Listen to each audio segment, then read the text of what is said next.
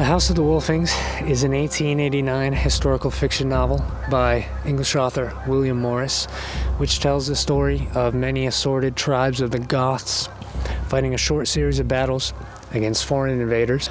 I call this novel historical fiction, not fantasy, as you will universally see it described online, because this is a novel about a real historical people group, the Goths, fighting another real historical people who are none other than the Romans. I understand the designation of fantasy, as this book does contain what we would call magic, but the magic is fairly subtle and is perfectly in line with any medieval or ancient Germanic legend, things like foresight, things like enchanted/cursed items of war gear, for instance. You'll find these in Beowulf. You'll find them in even something like Njal's saga, which is more of a courtroom drama than it is a heroic epic, yet it still contains what we would call these magical elements.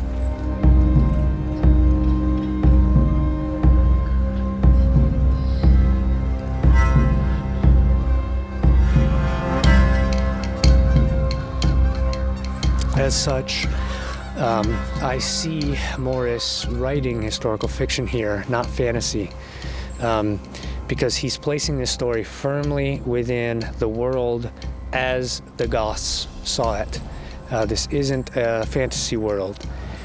This is the world that gave us Beowulf and the Poetic and the saga of the Wolfings, for instance. And Morris himself actually published a translation of the saga of the Wolfings, and so this is the tradition he's writing in. This is his patrimony. This is the tradition that he is very, very well versed in, and this is what he's writing with the House of the Wolfings. He's not writing a fantasy novel as we would consider it today, or even as Tolkien. This is a piece of fiction that could have been written at that historical period, which is not something that you can say of much historical fiction at all.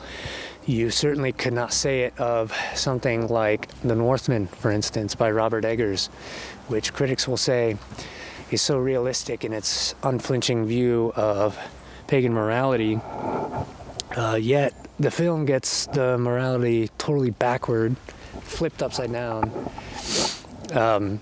The hero of that story, Amleth, acts in a way that would be considered extremely, extremely cowardly and villainous in any actual Norse saga. He sneaks around at night. He slays people unawares. He butchers them, right? He acts more like Grendel acts than Beowulf.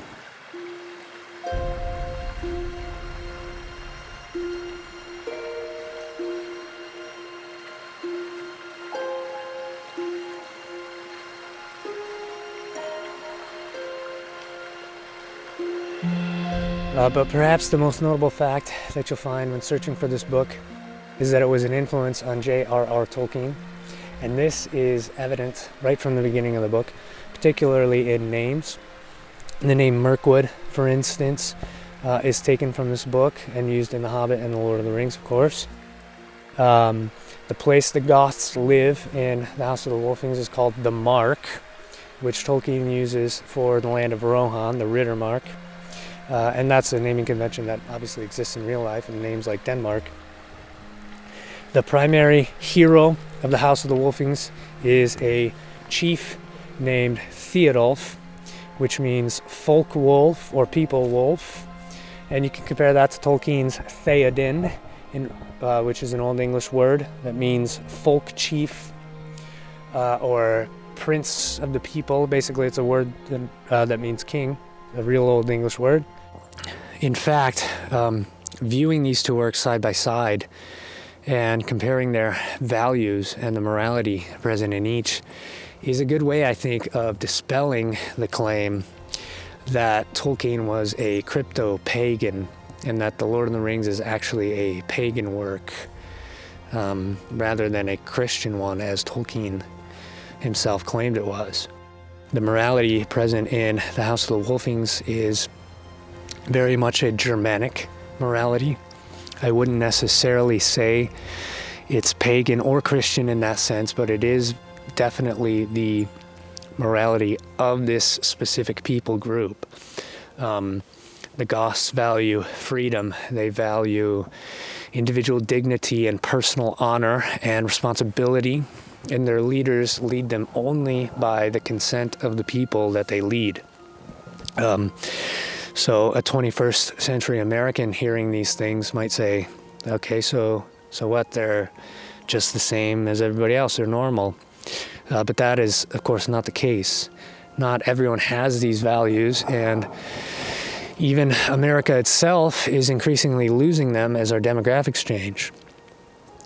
Our country was founded by Germanic people, specifically Anglo-Saxons, and their value system and their way of life is what gave rise to documents like the United States Constitution, with its emphasis on personal liberty and responsibility and self-governance.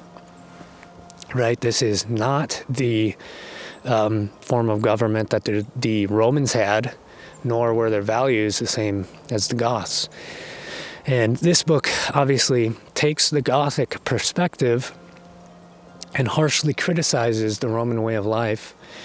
I wouldn't necessarily presume to say that this is Morris's own view, because I believe Morris himself was a socialist, but he does very convincingly embody, what would you say, the Germanic spirit of freedom in this book, which is not necessarily pagan or Christian, like I said. But, of course, they happen to be pagan in this story. And to demonstrate this dichotomy between the Goths and the Romans, I want to read a passage from the book. This is what a character who is a Gothic member of the House of the Elkings says in the Romans. He says, quote, "For I have heard it said that they have more cities than one only, and that so great are their kindreds that each liveth in a garth full of mighty houses, with a wall of stone and lime around it, and that in every one of these garths lieth wealth untold heaped up. But as to each city, being the habitation of each kindred, it is otherwise. For rather, it may be said of them that they have forgotten kindred, and have none, nor do they heed whom they wed, and great is the confusion among them. And mighty men among them ordain where they shall dwell, and what shall be their meat, and how long they shall labor after they are weary, and in all wise what manner of life shall be among them. And though they be called free men who suffer this, yet may no house or kindred gainsay this rule and order. In sooth, they are a people mighty, but unhappy." Now, that to me sounds a lot more like 21st century America, as opposed to the values, you would say, of the Founding Fathers, which were much more rooted in the Anglo-Saxon way of life. This quote also kind of reminds me of Gandalf's explanation of the decadence of the houses of Gondor in The Return of the King, at least in the film. I don't remember exactly what he says in the book.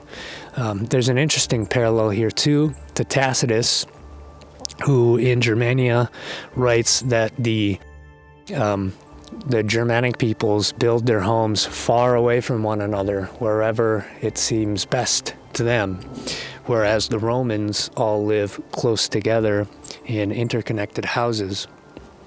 And you might say that if an ancient Goth were posting on Twitter today, that he would probably call the Romans bugmen. But back to Tolkien.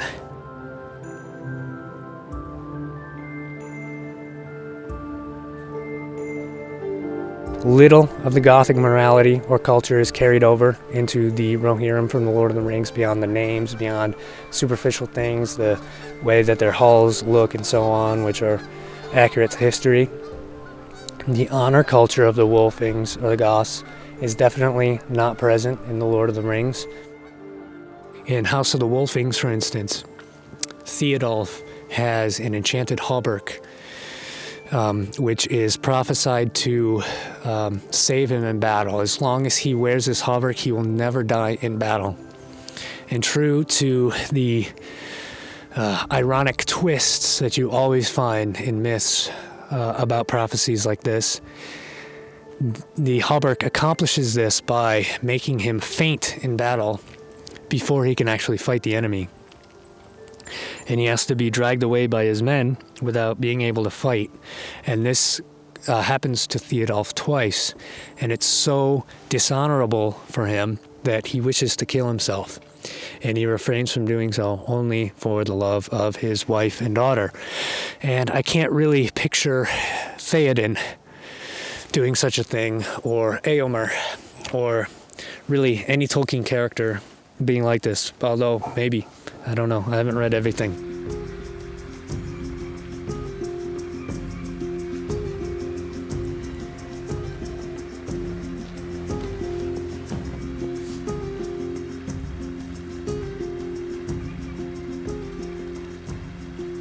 Another interesting contrast in these two stories is man's relationship with the supernatural.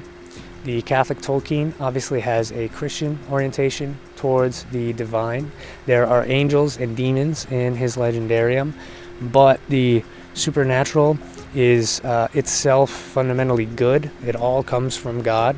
There can be fallen angels, but the supernatural itself is on man's side, you could say. The elves are benevolent divine beings. The wizards are benevolent divine beings, even if they can fall.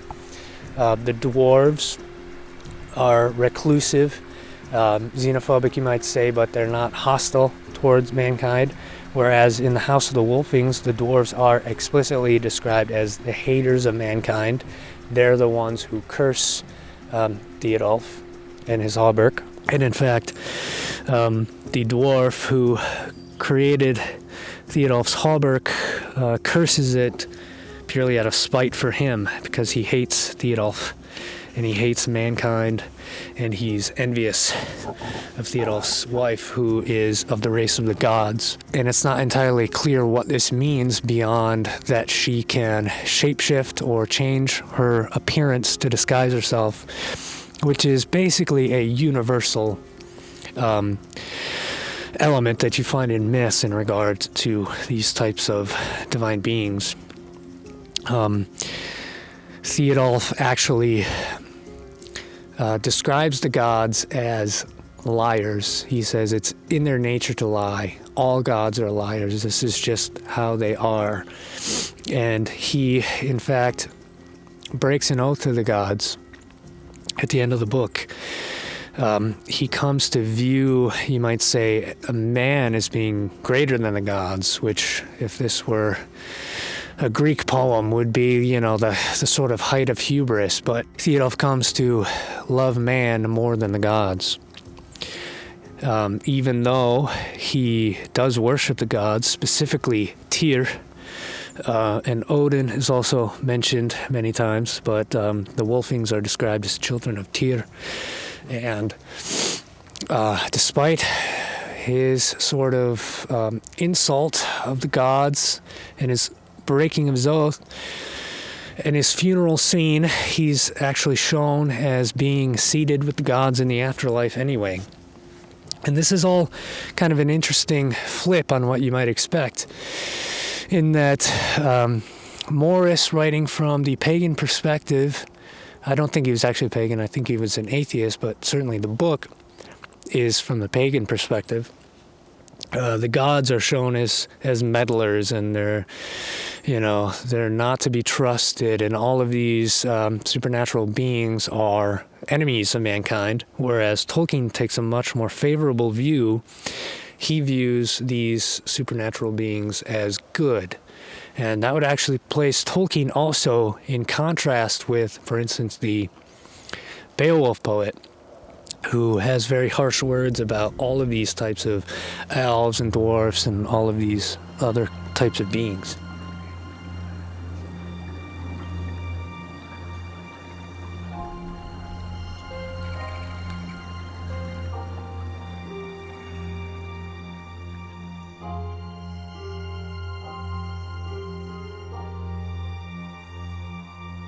There are a few other notable similarities to Tolkien, namely that Theodulf, of course, is a mortal man, and his wife is an immortal woman, or his lover is an immortal woman.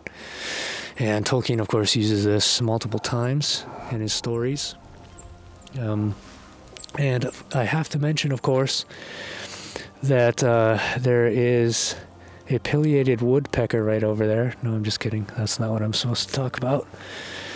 I have to mention that there is a huge amount of poetry in this story. I would say maybe a quarter or even more of that, of the House of the Wolfings, is written in verse. So if you do not like the songs in The Lord of the Rings, you will not like this book. But these things are true to what you find in the sagas. The sagas are stories written in prose, but all of the weightiest dialogue is written in verse. The characters will break out into poetry all the time. And this is what you see in House of the Wolfings as well.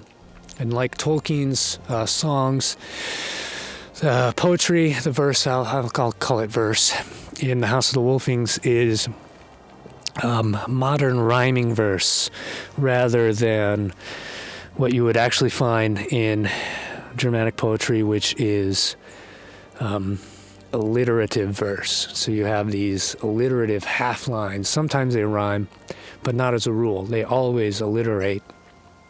And they have frequent uses of what we call kennings, which are these poetic epithets that are usually compound words. The most famous, I guess, is from Beowulf. It's Whale Road, which of course is the sea, the road that the whales tread, right? The path that whales tread. I believe it's Hranrod in Old English. But Morris uses quite a lot of these types of epithets in the House of the Wolfings.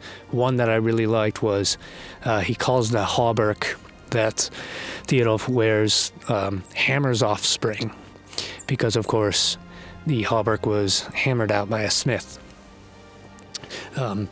So Morris's use of these epithets, his use of the verse, his use of an archaic prose style really makes this story feel authentically medieval, even if it isn't, even if, like I said, the verse is a modern rhyming style. It's not really what you would find in a Germanic poem. It does the job, and Morris is clearly highly knowledgeable of that period and that art form. And he creates something here which feels very, very authentic and immersive.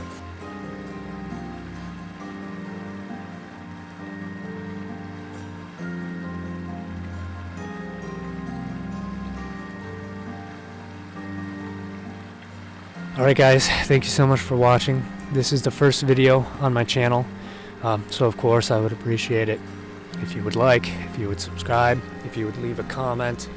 Let me know, have you read House of the Wolfings? Do you like the Germanic sagas and poetry? If so, you're going to enjoy this book.